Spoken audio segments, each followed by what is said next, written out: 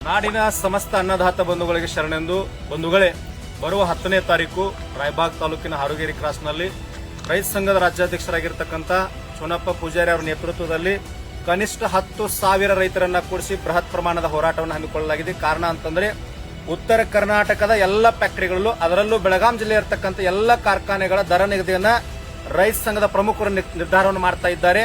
ಕಾರ್ಖಾನೆ ಎಲ್ಲ ಎಂಡಿಗಳಲ್ಲಿ ಭಾಗವಹಿಸ್ತಾ ಇದ್ದಾರೆ. ಪೊಲೀಸ್ ವರಿಷ್ಠಾಧಿಕಾರಿಗಳು, ಜಿಲ್ಲಾಧಿಕಾರಿಗಳು, ತಹಸೀಲ್ದಾರ್ಗಳು, ಫ್ಯಾಕ್ಟರಿ ಮೆಂಬರ್ಗಳ ಸಹಿತ ಈ ಹೋರಾಟದಲ್ಲಿ ಭಾಗವಹಿಸತಕ್ಕಂಥ ವಿನಂತಿಯನ್ನು, ಎಚ್ಚರಿಕೆಯನ್ನು ಕೊಡ್ತಾ ಇದ್ದೀನಿ. ಏನಂತಂದ್ರೆ ಉಳಿಸ್ಕೊಂಡಿರ್ತಕ್ಕಂಥ ಎಲ್ಲ ಬಾಕಿ ಬಿಲ್ಲನ್ನ ಕೊಡಬೇಕು. ಹೋದ ವರ್ಷ ಮಾಡಿರ್ತಕ್ಕಂಥ ಅನ್ಯಾಯವನ್ನ ಈ ವರ್ಷ ಮಾಡಬಾರದು. ಬಂದಿರತಕ್ಕಂಥ ರೈತರಿಗೆ ಅದೇ ಸ್ಥಳದಲ್ಲಿ ರೈತ ಸಂಘದ ಮುಖಂಡರು ಏನ್ ನಿರ್ಧಾರ ತಗೋತಾರೆ ಅದರ ದರ ನಿಗದಿಯನ್ನ ಆಗಬೇಕಾಗ್ತದೆ.